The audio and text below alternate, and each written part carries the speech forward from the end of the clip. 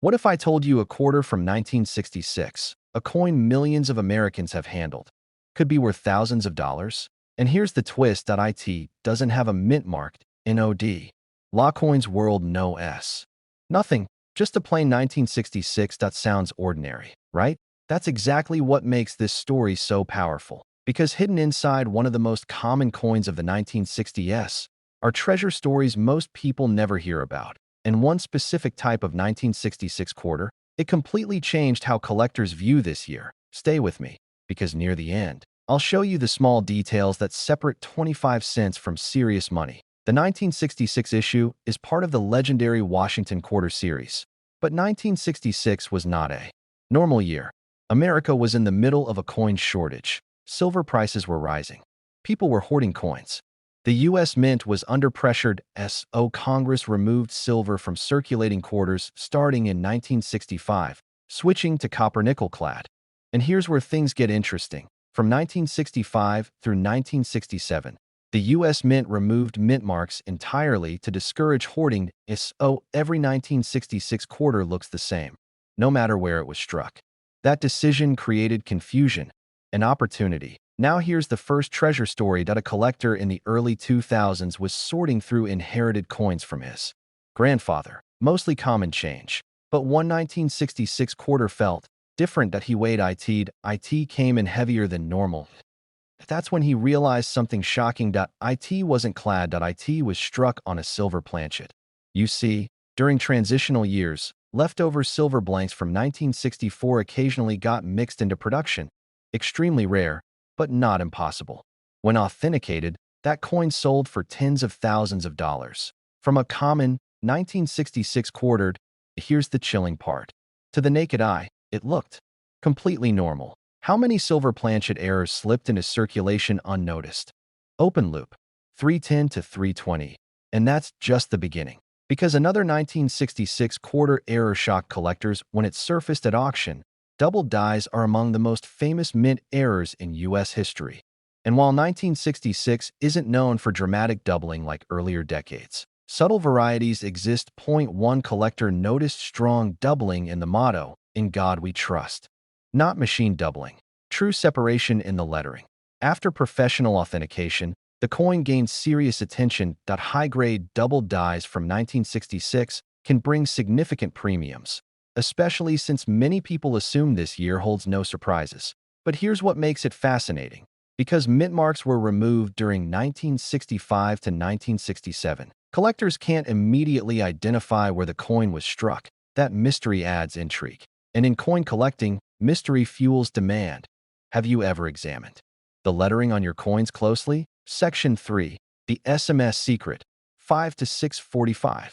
Now we need to talk about something many casual collectors overlook. In 1966, the mint didn't produce traditional proof sets. Instead, they made special mint sets, often called SMS coins.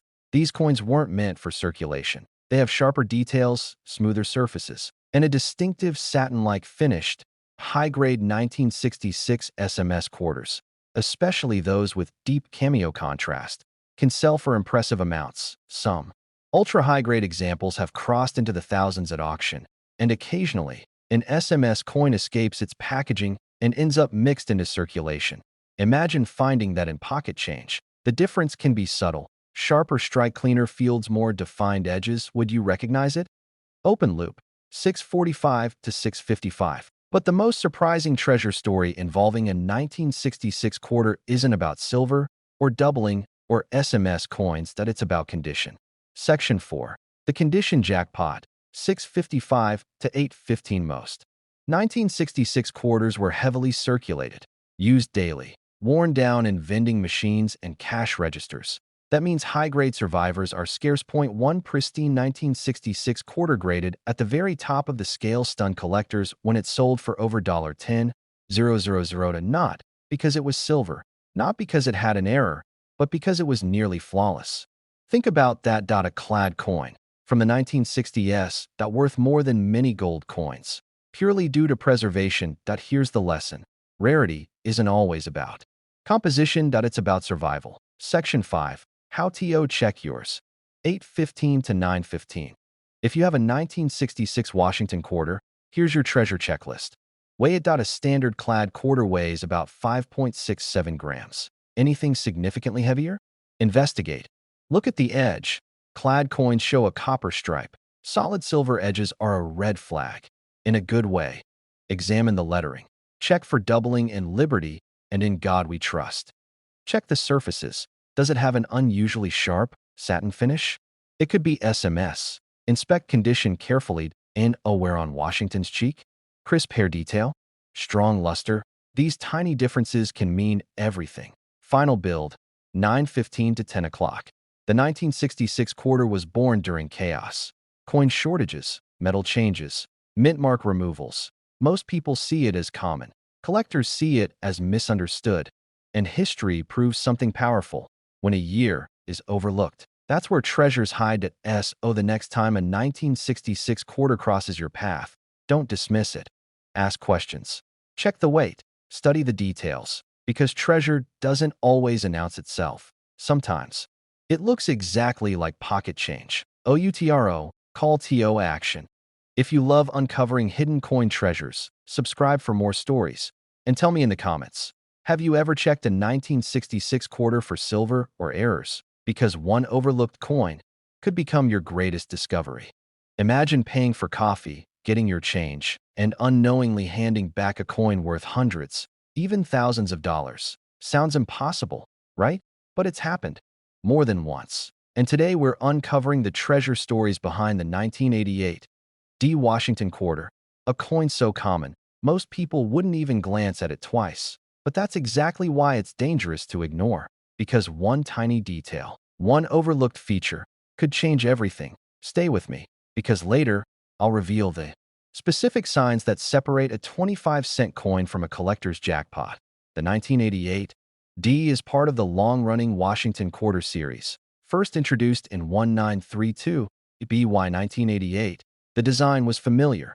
George Washington on the front, the heraldic eagle on the back, copper nickel-clad composition. This particular coin was struck at the Denver Mint, indicated by the small d mint mark beneath the date. Millions were made at why are collectors still hunting them? Because rarity isn't always about how many were minted. Sometimes it's about how many survived the right way. Let me tell you about a collector named Mark. Mark wasn't hunting rare coins. He was simply coin roll hunting, buying rolls of quarters from the bank and searching through them for fun. Most rolls? Completely ordinary. But one night, under a desk lamp, something caught his eye. A 1988 D quarter IT looked different. Not scratched, not dull, but bright. Crisp. Untouched. He sent it for grading. Weeks later, the result came back. Mint state 67.to. Most people, that number means nothing. To collectors, it means near perfection. That coin later sold for over $1,000 from a $10 bankroll. But here's the question.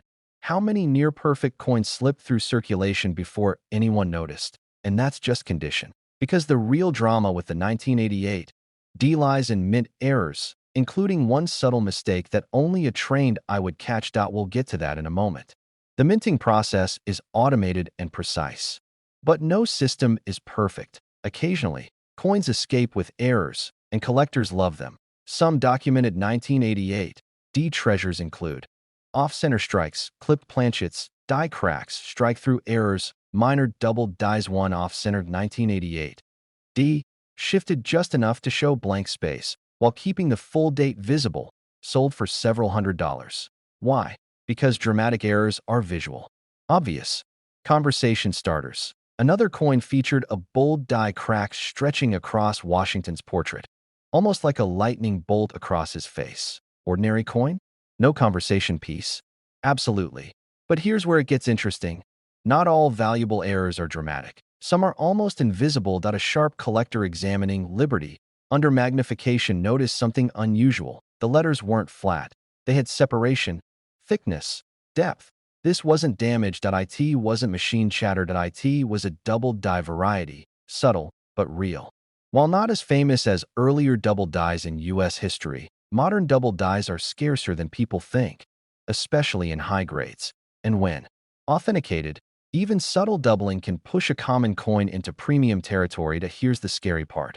Without magnification, you'd never see it, which means valuable coins might be hiding in plain sight. How often do you check your change with a magnifier? Section 4. The condition trap, 6:45 to 8 o'clock. Let's talk about something most people misunderstand. Shiny doesn't mean valuable. That a cleaned coin can shine, that a circulated coin can reflect light. But collectors look for nowhere on Washington's cheek. Sharp hair details, crisp eagle feathers, original mint luster. Most 1988 D quarters were thrown into circulation immediately. They were used for vending machines, toll booths, arcades. They weren't saved so when one survives untouched for decades, it becomes what collectors call conditionally rare. That's why high-grade examples bring strong prices. Not because they're old, because they're hard to find perfect. Open loop, 8 to 810. But there's one more twist to this story, something almost nobody talks about when it comes to modern quarters, and it changes how you should search. Section 5. The power of population reports. 810 to 915 grading companies publish population reports, showing how many coins exist in each grade. For certain top-tier grades of the 1988 D, the numbers drop dramatically. Think about that. Millions minted, but only a small fraction certified at the highest levels. That imbalance creates opportunity, because if you find one before it's recognized, you're ahead of the curve. And in coin collecting, being early is everything. Final build, 9:15 to 10 o'clock. So here's your challenge. Tonight, grab a handful of quarters. Look for the date, 1988. Check for the D, mint mark. Examine condition. Use magnification. Look for doubling. Cracks. Off-centers. Ask yourself, does this look ordinary or does it look exceptional? Because treasure stories don't start with pirates. They start with curiosity. And the next valuable 1988 D Washington quarter might already be sitting in your house, waiting for someone to notice. Will it be you? OUTRO, call TO action. If you enjoy modern coin treasure stories, make sure you subscribe. And tell me in the comments, what's the most valuable coin you've ever found in circulation? Because the best discoveries aren't always in museums. Sometimes they're in your pocket.